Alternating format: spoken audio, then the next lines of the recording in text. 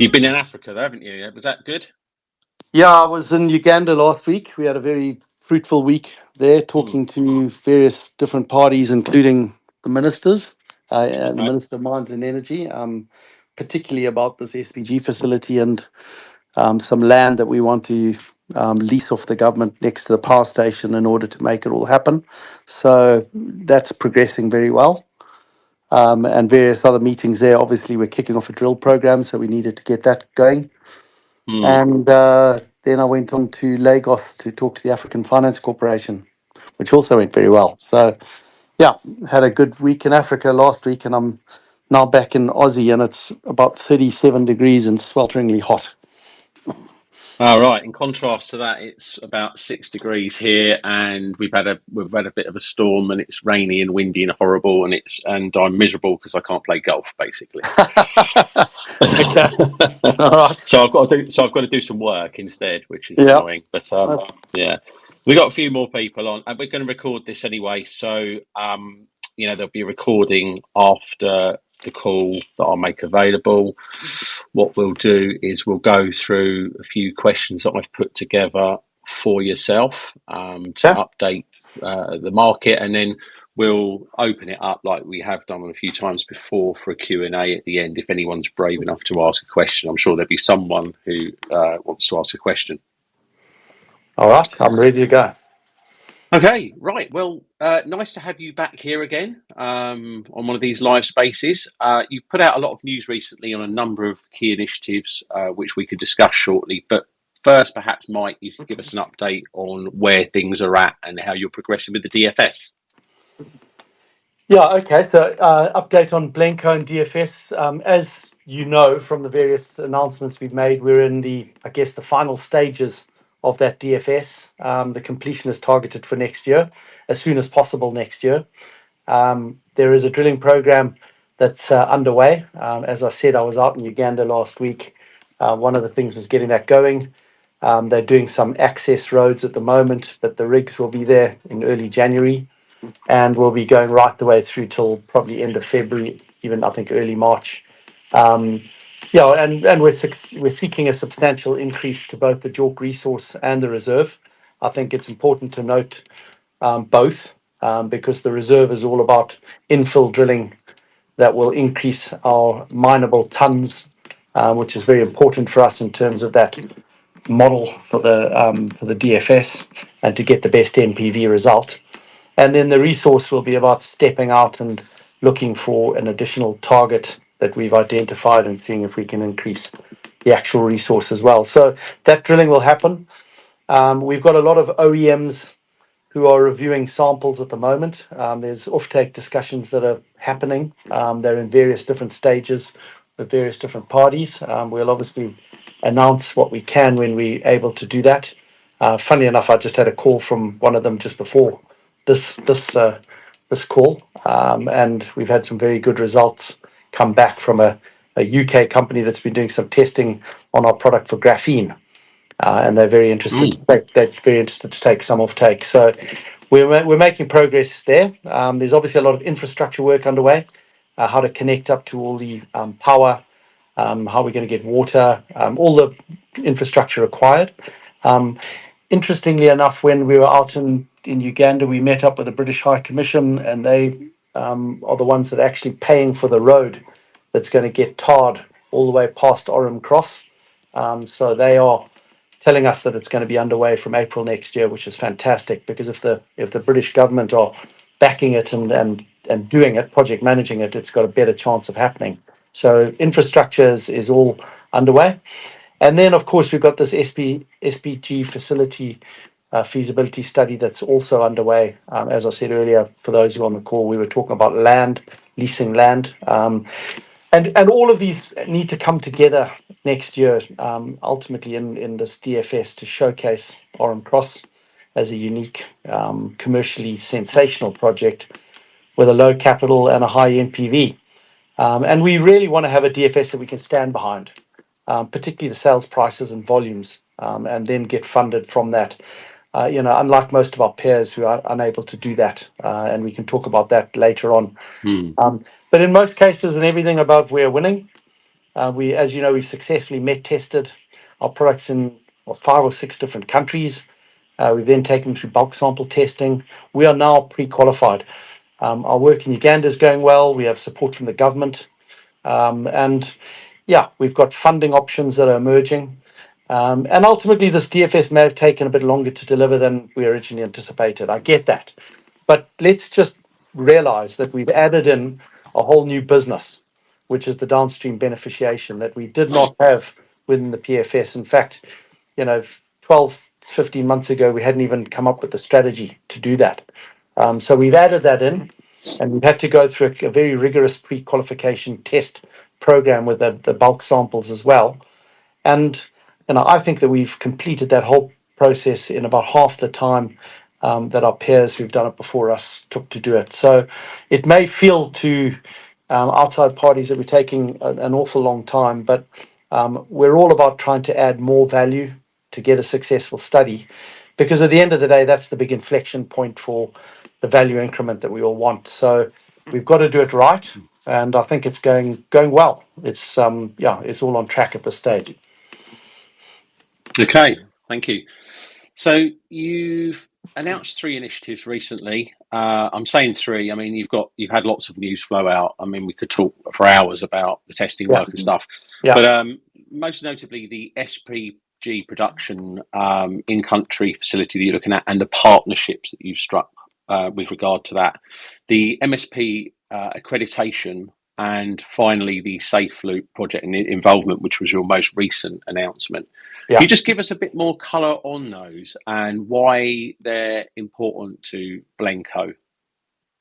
Yeah, it's look, I don't think the market has actually realized yet how important and how impacting these initiatives will be to Blencowe. They're incredibly valuable, and this will definitely show up in the DFS in various ways and means. The SPG facility we announced first, we don't believe that selling concentrate on its own is going to give us the returns that we require in order to get funded and in order to deliver the kind of exceptional result that we want to get from this project. You have to go a step further, particularly with the small flake concentrate. It's a fact that it's not selling for more than a couple of $100 per ton into the Asian markets. And that's just not enough. I mean, obviously, your operating costs are that sort of level. And unless you do something more with that approximately 50% of your end product, it's just not going to return you the kind of numbers that you need to justify, a capital expenditure and ultimately the returns that our shareholders want. So the SPG partnership was born out of a lot of the test work that we are doing over in China, the bulk sample testing, taking it up to a 99.95. We were doing a lot of work with one of the most experienced SPG producers in the world, one of the biggest and the best, I might add. And we've evolved it into a situation where we said, well, why don't you guys think about coming and building something with us in Uganda? They were very keen because they are worried that their own government is going to ban exports of purified graphite. And from everything I'm reading at the moment, it's looking like that may well happen. So they're very interested in the concept of having a facility outside of China, which obviously can then export purified graphite to their international customers. So for us, it has a lot of advantages. It obviously means for over 50% of our end product is concentrate from Orem Cross will just be moved 200 kilometers down the road to this facility rather than 1,700 kilometers to Mombasa Port. That lowers our operating costs substantially. And of course, the SPG facility is upgrading $500 per ton concentrate into $2,500 per ton uncoated SPG, and we will get half of what that profit in that SPG facility brings forth. So there's a lot of differentiation for what we're doing to other graphite producers who just want to mine and produce a concentrate.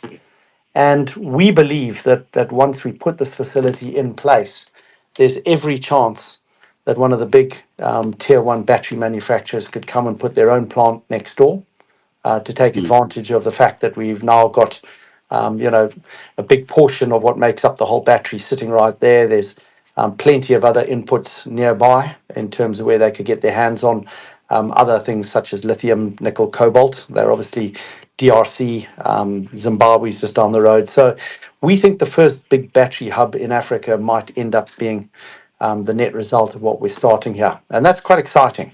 And Yeah, certainly the very exciting. Ugandan government are pretty happy with that as well. But for us as a company, huge advantages in many different ways. The second of those initiatives was the MSP accreditation. And whilst it doesn't necessarily deliver us anything massively tangible immediately, I think it's very, very important. We've got eyeballs from 14 of the biggest and strongest economies in the world all over us at the moment. There are probably 20 to 25 projects that have been fully accredited worldwide and only a handful of graphite projects. So we're right up there in the headlights.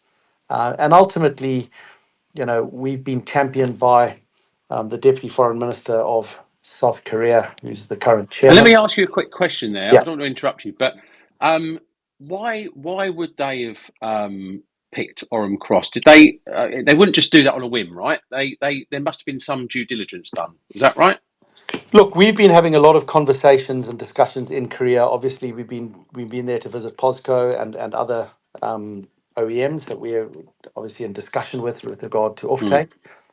We've had various consultations with parties there, including these government officials, in terms of what assistance they can bring. And the MSP came up. I mean, we've obviously been aware of what the MSP is for a long time because we met them when we were in the States talking to the DFC, and we know the value that they can bring. They are speaking on behalf of some of the biggest economies in the world, and they've all got mm. one mission, and that is to tangibly support um, critical supply mineral supply chain to break the deadlock that China has on these critical minerals. So they're all working towards one goal. And with our SPG facility that we're proposing, there's obviously an opportunity for that to be enhanced in terms of breaking that deadlock. So I think that we're going to have access to funding going forward. And I think that, we're definitely going to be catching up with the MSP in Cape Town in February at Ndaba conference. And yeah, we'll be looking to see what we can do in a more tangible way going forward. But watch that Mm. space because I think it's got a lot more legs. And then the final one was SAFELOOP. It's just a fantastic opportunity. Again, I think it's gone so far under the radar. It's a low cost entry for us. It's effectively a free option because we don't have to pay. We've just delivered samples. We've got an agreement which gives us exclusivity.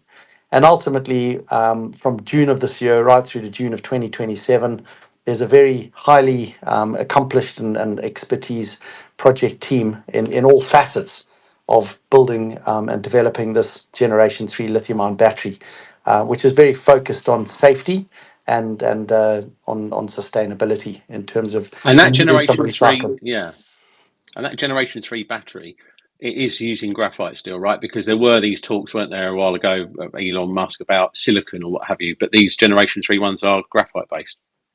Yeah, you can take more silicon into a battery, and that's fine, but you still need a lot of graphite. There's still more Yeah. graphite in a lithium-ion battery of whatever type than there is anything else. So Mm. don't for a minute believe that graphite's going anywhere in any of these different styles of lithium-ion batteries that are being produced. But this particular one definitely requires a lot of graphite. They're actually going to be using recycled graphite as well. There's going to be some synthetic graphite, but for all the natural flake graphite, we have exclusivity. They've shared with us the kind of ramp ups and the volumes that they would expect once this thing goes live, and they're huge. It'd take our entire production at full capacity if they get to their ramped up number. And this is something that we've not even put into our forecasts. And the prices that they're talking about paying are considerably higher. Why is that? Well, Mm. firstly, the Western markets pay a lot more anyway than the Asian markets. And secondly, typically when you're taking graphite from a concentrate up to the purified, you lose about 30 to 35% of it. It just doesn't spherize. And that becomes waste. It has got some value, but it typically hasn't got the same amount of value. In this particular instance with SafeLoop, they're going to be using all the waste material in the cathode, and therefore there's 100% utilization, which means that they can afford to pay a lot more than just using it for typical batteries that are being used in Asia. So we are anticipating much higher prices, higher volumes, and the ability to participate, I guess, in an EU-led project that can have company-making outcomes for us. Because if this thing goes into production and they start calling upon us to deliver the kind of numbers that they're talking about, it can really, I mean, at 100,000 tons per annum, which is what they're talking about ramping up to, we can be making about $800 per ton. We can be making $80 million a year just on this Wow. particular project. And we've got Well, nothing sorry, to was do that the but sit SPG or back. was that on the was that the SPG or just the concentrate? Sorry, No, that's just concentrate. So, that's just we concentrate. don't, Wow. and don't forget that we've got an SPG Yeah. facility down the road that we'll be putting product into as well. But Mm, if we would have an entire operation sitting there as one of our phase 3 or phase 4 expansions at your RM Cross, which would literally just be supplying concentrate into this SAFELOOP ramp up if it goes ahead. Now, of course, it's a couple of years ahead, which is fine because we're not ready to be delivering those kind of volumes anyway at this stage. But I think what we've got here is a whole bunch of different initiatives, which means that we're not just going to be in the queue with everybody else trying to sell concentrate into Asia and getting crunched by the OEMs in terms of playing us all off against each other and ultimately getting very low sales prices and low returns. So it's all value adding.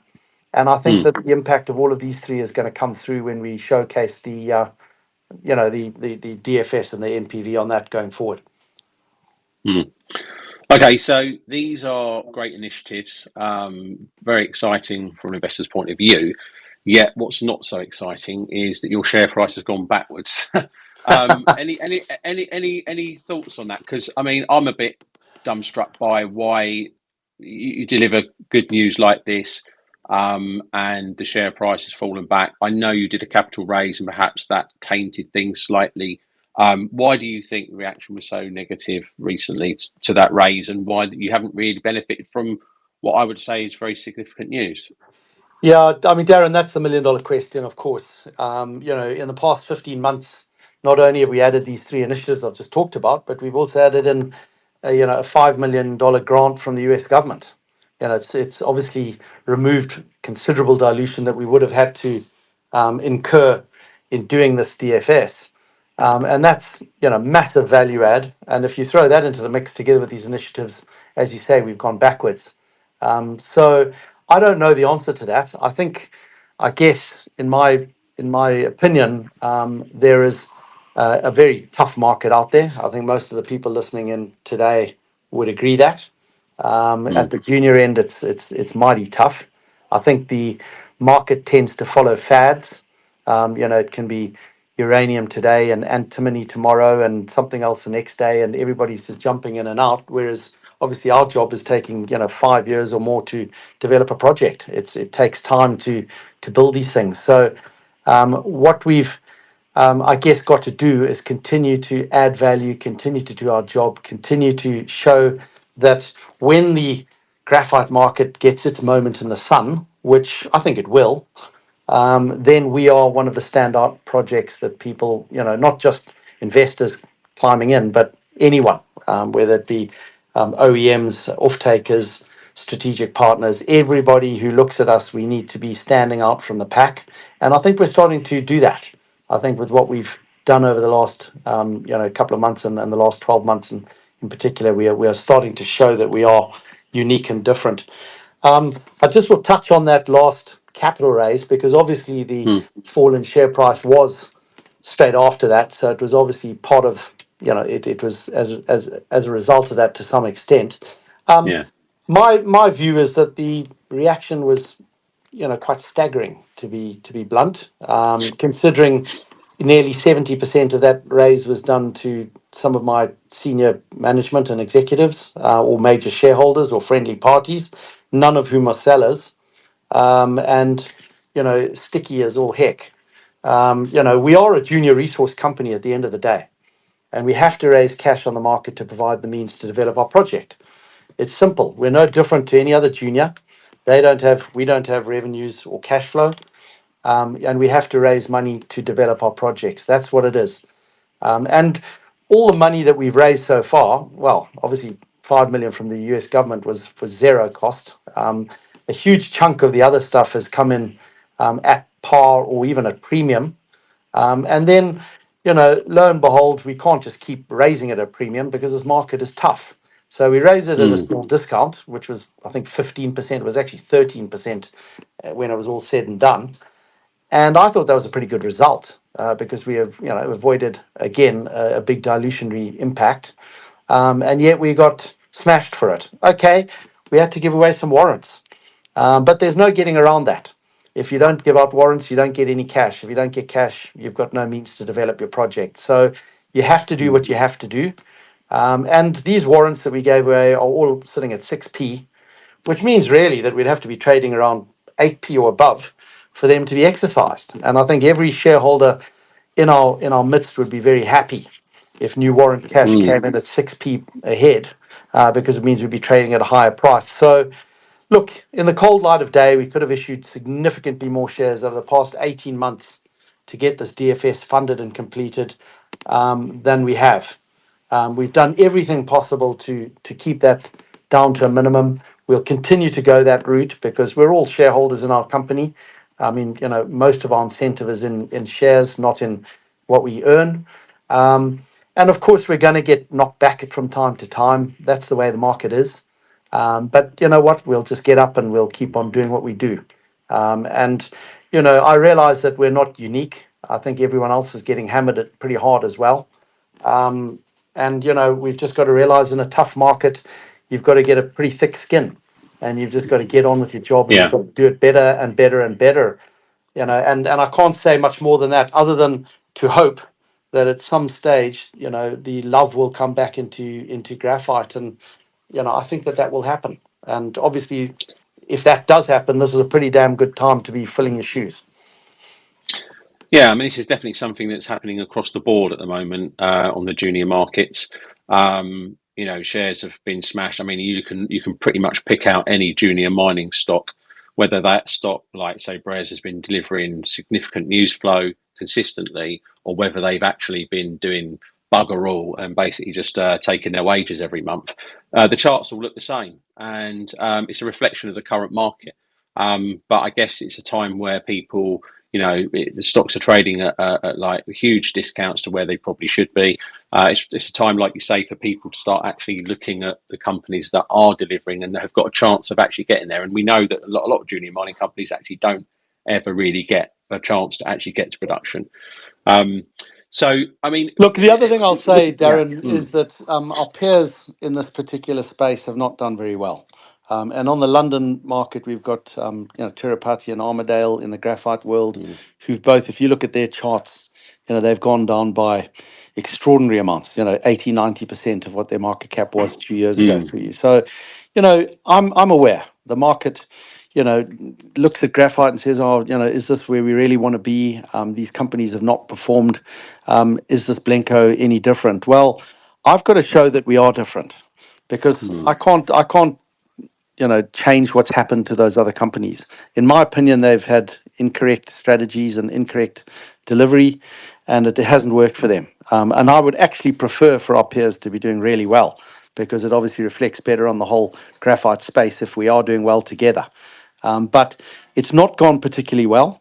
And then, of course, the overall battery space hasn't gone particularly well either. But I think that's going to turn. I think there are a lot of statistics that I can point out. Maybe we'll get a chance later when we ask some questions. But, whilst we hear a lot of negativity around where EVs in particular are going in the Western world, I can tell you anyone has to just fly into China and walk around there for 5 minutes to realize that where it matters, it's absolutely booming. And, and that's really where we're going to be selling a lot of product into going forward. So, yeah, we've got to keep doing our job, and I hope that the share price will correct itself. And look, we're working on everything we possibly can to try and correct that. And, I'm always open to suggestions. So we'll keep trying. Yeah, okay. Well, obviously we've talked about the funding side, and it seems to be one of the things that you look around the bulletin boards and what have you, which I obviously do. Seems to be like the biggest topic, and there's lots of conjecture, lots of people with their own ideas about what Blencowe are doing. Perhaps you could just tell us what your short-term and longer-term funding plan is from here on. Now you've done this raise. Yeah, you're absolutely right there, Darren. It's, this point seems to have been discussed ad nauseum, and everyone seems to be an expert. You won't believe some of the stuff people have passed on to me that they've read in chat rooms and sent to me. People come up with some really interesting stuff. And honestly, what I would say is that if anyone has really got some genuine questions and they really want to know, get in touch with me. I'm usually very available and almost always respond to emails, unless, of course, they, not very nicely put. So, look, let's just point out on DFS funding, as we stated in the recent prospectus, we are funded, assuming, of course, that all the DFC cash comes through, as we'd expect it will. I've said on numerous occasions that if a genuine strategic investor comes along, we'll have a very good look at finding an entry point for them, because they'll play a big role ahead in assisting us forward to go into production. Of course, the terms of entry will be appraised. We're not giving anything away. In fact, for those kind of strategics, we'd try and get them to pay a premium. But there's no huge, big dilutionary, capital raise coming ahead. So, in terms of funding Orem Cross into production post DFS, we're well placed. We've got obviously the DFC sitting there as a cornerstone debt provider, and I've been speaking with a few other parties on the remaining debt and equity. And I'm very confident that with the progress that we're making there, we're going to end up with a couple of options that we can choose the best one from. And I really just want to underline on that, because I've seen it in some of the things that have come back to me, that we would anticipate equity funding for the project implementation to be done at a project level. We can obviously get a far higher valuation on Orem Cross based on the NPV and based on what we can show in the feasibility study, and therefore get a much better deal for equity coming in at that project level than we can do putting it in through the London listed company. So Right. So again, for listeners, that stops the dilutionary impact of this big, forward dilution that people are thinking about. And we still own 100% of our project. We didn't have to give away 15% free carry to the government of Uganda because we got our mining license in 2019 before the 2023 law changed. So, look, we'll obviously do absolutely everything to make sure there's no major dilutionary event ahead, whether it be short term or whether it be long term. We've got this project equity to play with, and we'll use it. And I can tell you there's a lot of interested parties, because the strategics, whether they are financial or whether they are players in the market, they are all aware of the shortages of graphite going forward. And they're all circling, and they're all doing their due diligence, and they're all talking to us, and they want to be part of this. So I think that, they're obviously a lot closer to the market than the average person, sitting in London deciding whether they want to buy a share or not. So they can see what's going on. And I think that means a lot to me, because at the end of the day, their involvement is going to be, what takes us through to implementation or not. In layman terms, project level funding means you would potentially give a part of the project away, right? That's what you're saying in terms of, as opposed to, a load of shares in the company. Yeah, correct. I mean, in simplistic terms, you can never look to fund $100 million worth of project implementation funding entirely as debt.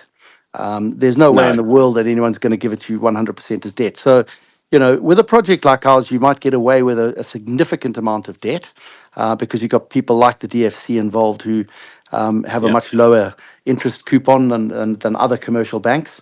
But ultimately, we're going to have to, go out there and raise a decent chunk of money as the equity component.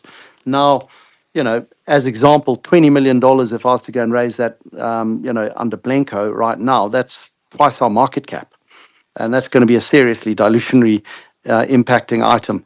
Obviously, we would expect to have a higher market cap once we finished our DFS. But, if I was to get a big, strong NPV coming out of the feasibility study, and I was to go and wave that in the front of some strategic and say, you can get, X percentage for putting in the same 20 million, I think we'll get a much better outcome for us and for everyone. So that's the anticipated route. I mean, it's Yep. obviously not easy. You've got to go and do a lot of work to find them and to bring them in and negotiate it, but that's the route we want to take. Okay, cool. All right. Well, I've got one more thing to ask you before we go into some Q&A. If anyone wants to ask a question, if anyone on the call does want to ask a question, then just use the request to speak function on your phone on the app, and I'll see that you want to ask a question, and then I'll be able to add you in to ask a question. So while we're waiting for that, if you perhaps could just let us know where you think Blencowe is going over the next 12 months and thereafter. I guess, obviously, with the DFS due next year, what would be happening, say, after the DFS as well? Would there be a big sort of stagnant period, or would the ball would get rolling quite quickly after that? Well, let's quickly touch on, obviously, up to DFS completion. We've got a complete offtake agreements. We've got lots of discussions happening. We obviously want to announce those. We've got a drilling program happening for a resource reserve upgrade. We've got infrastructure studies. We've got this SPG study. We're going to wrap all that together in a strong DFS and hopefully get a big re-rating on the share price and on our value when we announce that to the market. And then we move into, I guess, what we'd call the funding stage. And there's two sides to that for us. And you'll actually may have noted that we've put out a new presentation to the market today, or certainly you get directed to our website.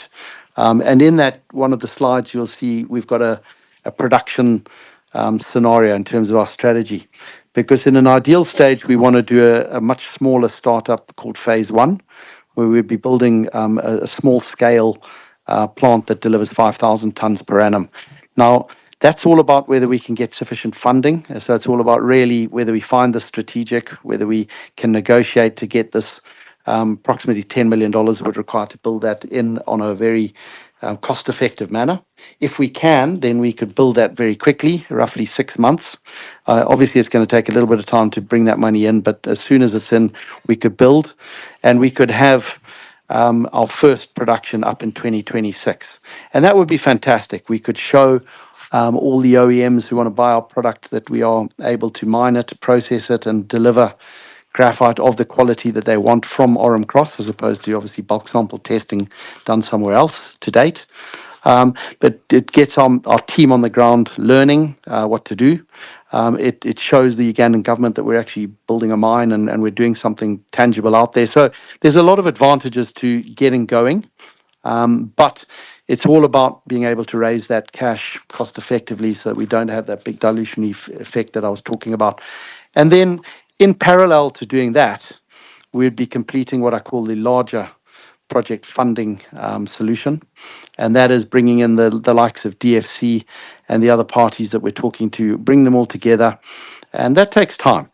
There's no ways that that's going to be done inside 12 months. I would guess it's between 12 and 24 months. So in an ideal situation, we've got a small plant operating while we work on getting that bigger funding nailed down. And as soon as it's nailed down, we'll obviously be building a much larger plant, including the SPG facility downstream. So it's pretty exciting, but there's a lot of work to do.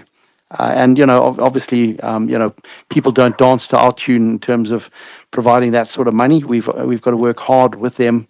And that's why I was, obviously traveling around this last week trying to get people up to speed and bring them in as early as possible so that we can move quickly once we get past this DFS stage. So we're going to try and make sure that we don't have any dead down periods, because that doesn't help, of course. And I would hope that we're going to have enough interest to get this first phase production facility up and running from back end of next year, early 2026. That would be fantastic if we could, because I don't see anyone else going into production anytime soon. So, we'll be one of the first, and ultimately driving towards that SPG facility downstream being built nearby, and then a big battery hub down the road. So it's all going to happen. It's all going to start happening from next year, and we've just got to get the feasibility study completed first. Yeah. Okay. Well, thanks for that. There's no one asking to ask a question so far. So we must be covering it all so well. Not well. Either that, or it's just sort of like I don't know. People just I don't know. Well, I've got one anyway that I had. There is actually someone who wants to ask a question now. Oh, I've got two people now, so I must have, I must have missed them. So what I'll do is I'll allow Paul to ask a question then. As a speaker, just connecting. Oh, they're all lining up to ask questions now, Mike. Okay, good. Yeah, Paul, you're on mute, Paul. So if you want to ask a question, just unmute yourself. Can you hear me? Yep. Yep. All right. Just a couple of quick questions from me then. I was just wondering when you expect to receive the remaining $1.5 million from the DFC. Well, we've got one portion that's coming quite soon. We just had a couple of queries on the one milestone, so we had to go back to them. So that should be $500,000 coming in, I would guess, in January, my best guess. And then we'd be aiming to get another $500,000 around about February or March. And then the final 500,000 comes in when we complete the DFS. Okay, great. Next question is, I don't know how much you can say on this, but how are you managing the conflict and interest between China and the West in relation to graphite? It's funny. I thought that it would be a lot more difficult than it is. I've found anyway that if we go and explain what we're trying to do to various parties, they generally understand what we're trying to do and it makes sense. And so far, everybody has been supportive. For example, I went off to Washington in the middle of the year, August or whenever it was, and sat down in front of the DFC and explained that we want to do this downstream processing. But I can't just walk into a bookstore and buy a manual on how to purify graphite. The people who are doing it have spent 25, 30 years learning this art. And, the only way we're going to get to be able to do that over time is to work with them. And it makes sense to do that. And I found that the response that I got was very positive. So I think that, what we've said all along is that, if we get funded out of the West, then obviously the West has a long-term opportunity to utilize what comes out of Orem Cross. But, in the earliest circumstances, we've got to learn how to purify graphite and how to do our job as best we possibly can. And that may involve getting people that know how to do it better than we do to be involved. And we've just got to manage that. Look, who knows where we're going? There's obviously some interesting times ahead from January onwards when Trump comes into power. But we'll continue to try and just manage this as carefully as we can. We're going to be doing this joint venture through a Singaporean company. And we want to try and keep it as low key as possible. I think you may have noticed in some of our announcements, we're purposefully not mentioning any names. We just want to make sure we keep it as low profile as possible to make sure that everybody's aligned and nobody gets their noses out of joint. So, yeah, it's like, I don't know what the analogy is, but, we feel like we're sort of a little player in the middle of two huge West and China, and we've just got to try and manage it as best we can. Okay, great. Next question is, in the presentation today, you've put a line saying Orem Cross valuation will rise significantly over the next 6 to 12 months once the DFS is completed. The DFS on slide 3 shows an NPV of $482 million. Now, I was just obviously there's been changes in terms of reducing costs and SPG, etc. I was wondering, do you have a rough idea of what it's likely to rise to, and if you can't say it, do you have a rough view on where you would like it to be? Look, I can't say. I mean, for me to just sit here and try and pull a number out when the work hasn't been done on costs, on revenues, etc., would just be wrong, and I would be getting myself in a lot of trouble. I guess the answer to your second part of your question is, I see that 480 million as the baseline, and I've got to try and do better than that. The objective going from a PFS to DFS is to try and improve it. We definitely can improve by cost reduction. And, obviously bringing this SPG facility to take some benefit from, the higher value that we'll get from that product and the profitability there too. So I really can't say what it's going to be. But, I want to put the best possible number on as we can, and we'll do everything we can to do that. Okay, great. And last question is it likely that any debt funding solution is going to be agreed once the DFS is finalised? When you say agreed, as in ready to go, is that what you're asking? Yeah. Well, absolutely not. I mean, the work only starts at that point. There's no way that DFC or anybody else can go and start getting any approvals from their own committees and whatever other procedures they've got to follow until we deliver them a feasibility study, because that's the thing that they take to their committees to get approval. So I can sit with them as I am doing now and say, look, we've got this and we've got that, and this is how we want to shape it, and this is what debt, and this is what equity, and this is how we want to put the solution together. But the real work starts once we've completed the study. And that's why when Darren asked me the same question a few minutes ago, I said that it's going to be a minimum of 12 months, more, typically 12 to 24 months. I mean, if I look at BlackRock as an example, they've taken 4.5 years and they still haven't got their funding solution sorted out yet. So if I manage to do it in 12 to 24 months, I think we'd be doing staggeringly well. And that's why I would like to have this phase one operation happening in parallel, because that obviously gives us something to get on with, from an operational sense in the meantime, while we put the funding solution together for the big operation at Orme Cross thereafter. Yeah, I get that. So I suppose just to follow up to that then, do you think it's fair that there might be a large number or some investors sitting on the sidelines waiting for the DFS to finalise before taking the plunge? Look, I don't know. I mean, frankly, we're about to start a drill program that could double our JORC resource. We've got a whole bunch of tier one OEMs currently talking to us about offtake. Any one of these things in their own right is hugely value adding. And obviously, having a DFS at the end of it is a culmination of all of these things coming together. So I think there's a lot of value adding that can and will be done. We don't just suddenly wake up one morning and the DFS is done. All of these things have got to be completed as tasks to get to that point. And I think that there's plenty of value being added on at the moment, and hopefully people can see that and realize that we're massively undervalued and come on board now.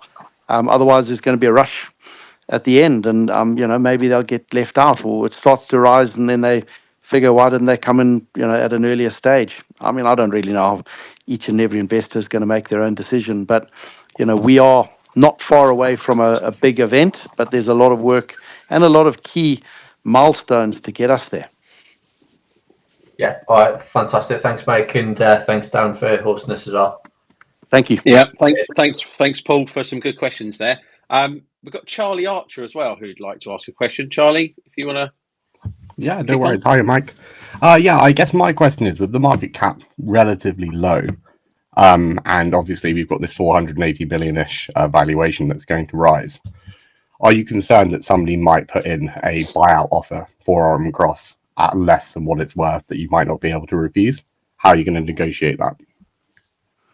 Well, I think in these circumstances, you obviously have to have a tight register, and you have to have shareholders who are all aligned to ensure that nobody breaks ranks and puts the pressure on to go and take an offer.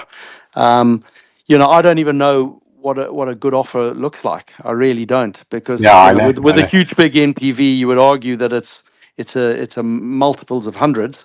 But at the same time, nobody's buying any graphite projects around the world for multiples of hundreds at the moment. So it makes it very tricky, doesn't it? Yeah. If somebody put a good offer on the table and the board decided it was worth the shareholders, and the shareholders would get good value, they may take it.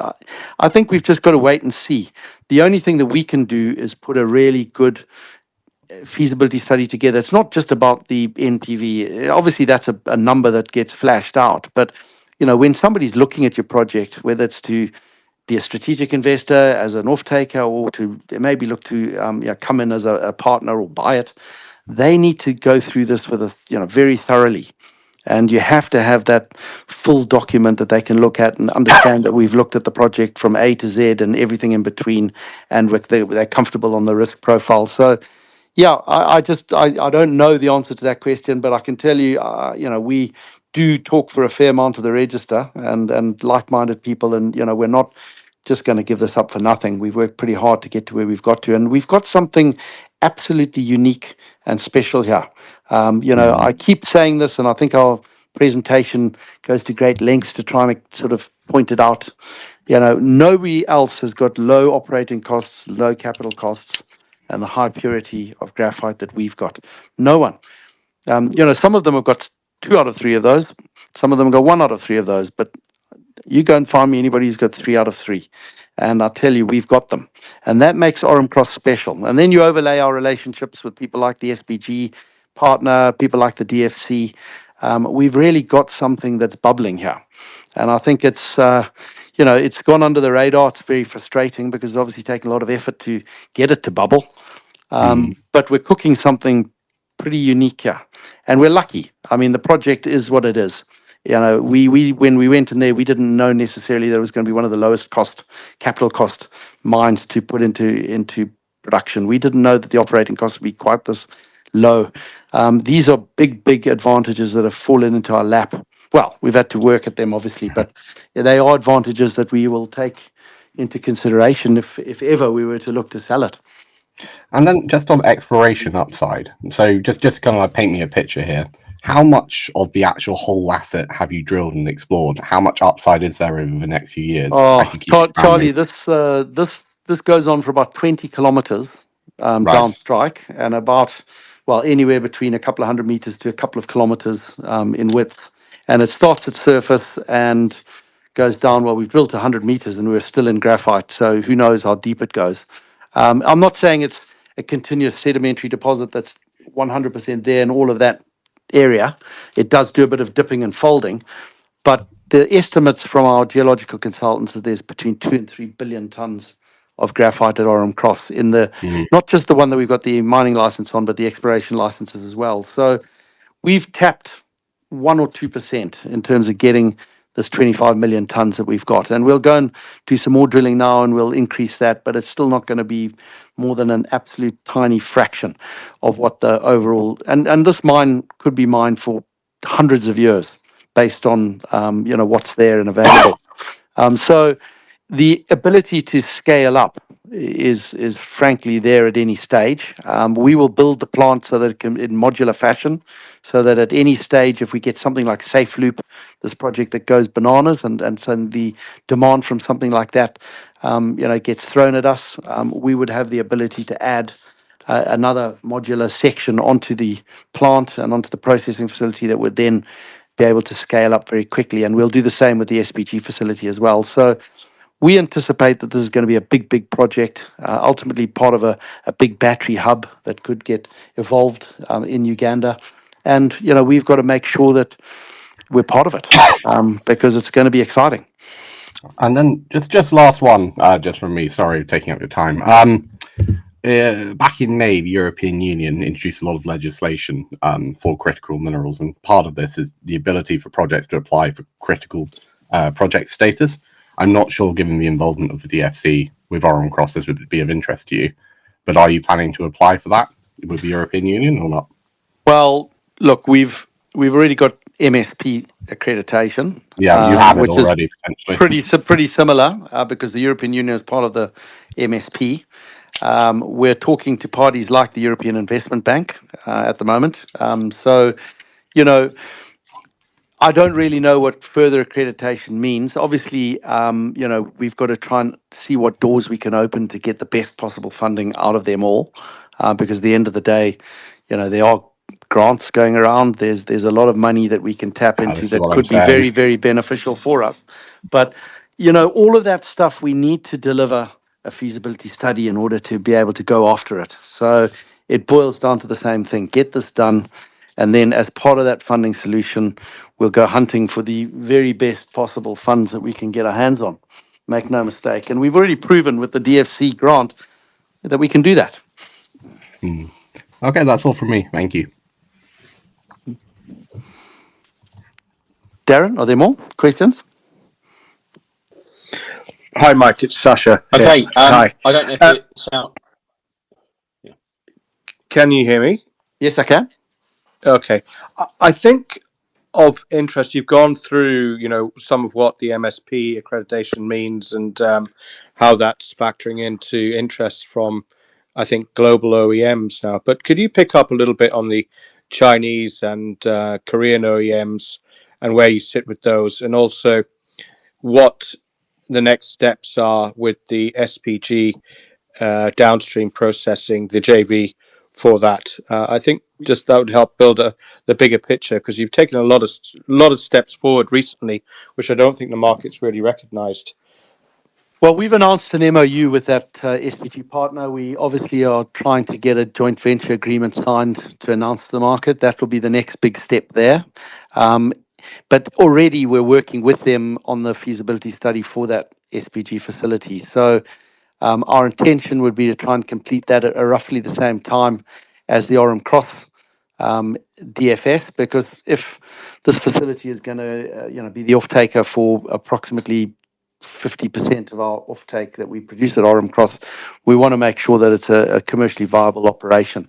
But what it means is that we will basically be selling our product into that facility for life. It'll be an off-taker for life for us, and we don't have to go and join the queue with everybody else to sell product. What we will be selling, and I'm talking specifically on the small flake concentrate here, because the large flake we will actually sell as a direct concentrate. But on the small flake, we'll sell it into the facility upgrades it, and then the OEMs that you're talking about will be buying our product as a purified, uncoated SPG. And they all want that. These Asian and particularly Korean and Japanese OEMs are pretty frightened about the fact that the taps could get turned off in China with regards to purified graphite. They've spent a lot of money building anode plants, and they are not going to get any feed if China taps get turned off. So you can appreciate that if we're running around saying, look, we're going to build something outside of China, there's a lot of interest. And we've got to emerge from this with offtake contracts and agreements, not just from Orem Cross, but for the SPG facility.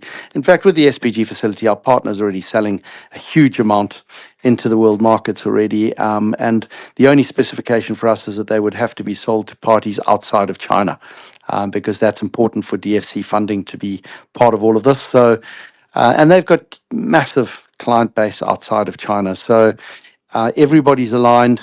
But we don't have to go and find those parties. They're already selling to them, and all of those parties are just going to shift from buying purified graphite from a China production line to effectively a Ugandan production line.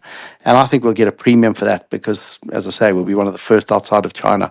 So I don't know if that answers your question exactly, but that's kind of like where I see it going. Yeah, that certainly helps, Mike. Just one final one from me. You recently visited Uganda. I think the audience might be interested in maybe a little update from your trip there, because I know you had quite a lot on, especially in relation to moving the drilling program forward for next year, I think, is it? Yeah, we started talking about that when we got on the call, so you may have got on a bit later. We obviously making progress with our drillers. They're getting ready to kick off in the early new year with the drill rigs going to site. They're doing some land prep work, access roads, etc. at the moment. And we'll try to move that drill program on along as quickly as we possibly can. We're also making some good progress with the government in terms of leasing land for the SPG facility, which is obviously very important. And look, we're making progress on all the infrastructure that we'll require. Studies are going well. So it was a good trip. The government's very supportive. We had a couple of meetings with government officials, and all of them are very supportive. So, yeah, no, it's all going well. It's all going very well. Yeah, thanks, Mike. I've had a message from Darren. Sent a message on. Can you hear me now, Sasha? Yeah, we can hear you now. Yep. Yeah, sorry, it's been really bad for me over the last minute or so. I don't know why, last couple of minutes, but hopefully it wasn't for everyone else. Were you able to hear each other? Yeah, I could go fine. I don't know if anyone could hear me. I had a bit of a nightmare trying to do a webinar from Uganda last Tuesday night, so I hope I'm not got the Tuesday night curse. No, it's all good. Okay, good. Can you hear me now? Yeah. Have you got some more questions, Darren? Okay, what I'm going to do is I don't know if I can be heard or not, but I'm going to close the call because I can't really hear anything. And I think the questions have finished anyway. So I'll Okay. close the call now. Thanks, Mike, for joining us today.